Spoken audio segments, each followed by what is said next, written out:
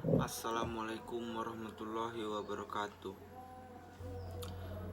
Baiklah, saya Agung Sugiawan, NPM C1C019136 akan menjelaskan materi bab 3. Bab 3. Konsolidasi dengan akuisisi pada nilai tercatat.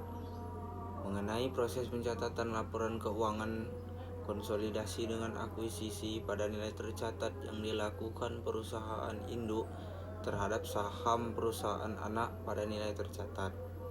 Karakteristik konsolidasian dengan akuisisi pada nilai tercatat ekuitas atau imbalan yang dialihkan berupa kas atau aset lain, di mana imbalan yang dialihkan sama besarnya dengan nilai tercatat dari ekuitas, maka tidak ada diferensial atau selisih.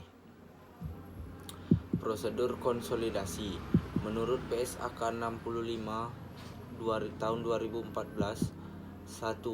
Menggabungkan aset, liabilitas, ekuitas, penghasilan, beban, dan arus kas sejenis dari entitas induk dengan entitas anaknya. 2. Mengeliminasi jumlah tercatat dari investasi entitas induk pada setiap entitas anak dan bagian entitas induk pada ekuitas setiap entitas anak.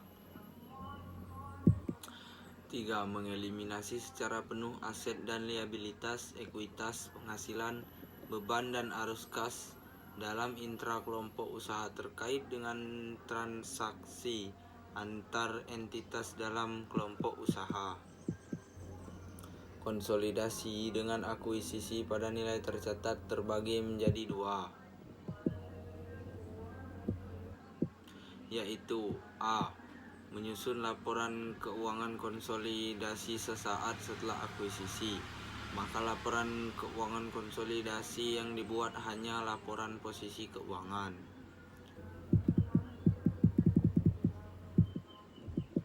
B. Menyusun laporan keuangan konsolidasi setelah periode akuisisi, maka akan ada 1. Laporan keuangan konsolidasi semakin banyak seperti laba atau rugi bersih konsolidasi, laporan perubahan modal konsolidasi, laporan posisi keuangan konsolidasi, laporan arus kas konsolidasi.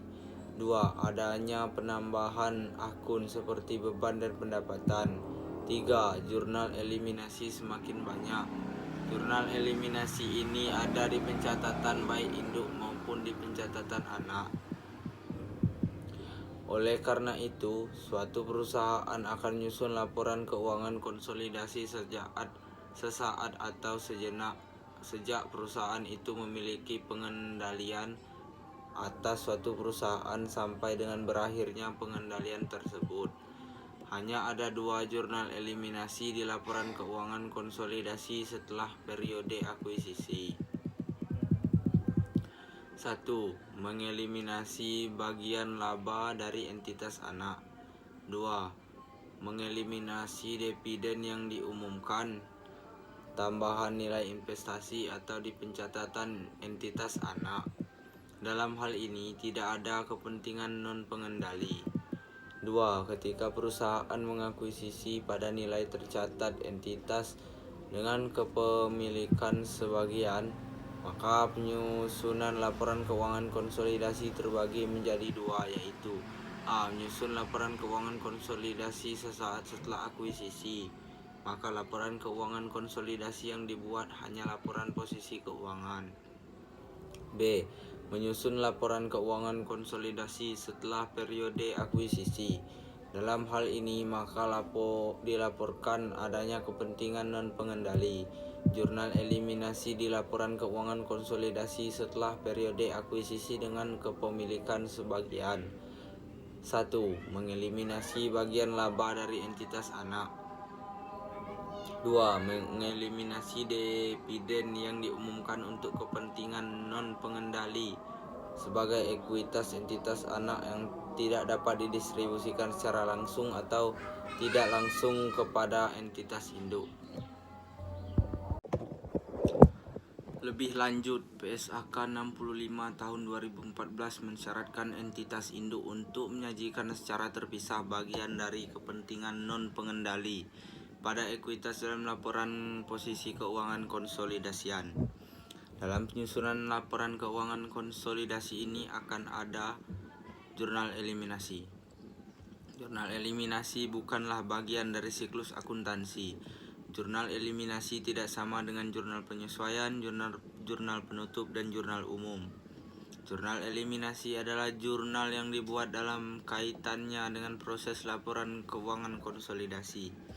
Tujuannya, kaitannya dalam proses penyusunan laporan keuangan konsolidasi agar akun-akun beserta saldonya yang tersaji dalam laporan keuangan konsolidasi hanya mencerminkan pengaruh dari transaksi ke pihak non-afiliasi, sedangkan transaksi yang melibatkan pihak berealisasi induk dan anak harus dieliminasi, tidak dimunculkannya pengaruhnya. 3. Isu seputar konsolidasi. Pencatatan investasi saham dengan menggunakan metode biaya artinya tidak mencatat bagian laba ketika perusahaan anak membagikan laba, lalu mengeliminasi dividen bagian milik perusahaan induk. Jika kepemilikan lebih dari 50%, maka pencatatannya bisa dengan metode ekuitas atau metode biaya. Konsolidasi dengan akuisisi pada nilai tercatat adalah pengakuisisian perusahaan yang diakuisisi oleh perusahaan pengakuisisi dengan jumlah imbalan yang dialihkan sama besar dengan nilai tercatat dari aset bersih perusahaan yang diakuisisi. Imbalan yang diterapkan oleh pengakuisisi itu sama dengan nilai ekuitas yang diambil alih atau aset bersih yang diambil dari, maka tidak akan muncul yang namanya diferensial. Akuisisi dengan kepemilikan penuh yaitu mengakuisisi perusahaan tersebut seluruh aset pihak membeli aset 100% saham perusahaan lain, itu dikatakan mengakuisisi dengan kepemilikan penuh. Berbeda jika menghapus kepemilikan sebagian dari 100% dari perusahaan, sehingga konsekuensinya tidak akan ada kepentingan non-pengendali. Jika Anda mengakuisisi suatu perusahaan induk 100%, maka ketika menyusun laporan keuangan konsolidasi tidak akan ada yang namanya kepentingan non-pengendali. Semua ekuitas anak itu adalah menguasai secara efektif itu punyanya induk kalau 100%, kalau lawannya adalah dengan kepemilikan sebagian dari perusahaan pengakuisisi itu mendapat atau membeli saham satu perusahaan memperoleh pengendalian. Syaratnya harus di atas 50%. Tapi saham yang diambil dari usaha itu tidak sampai 100%, hanya 80%.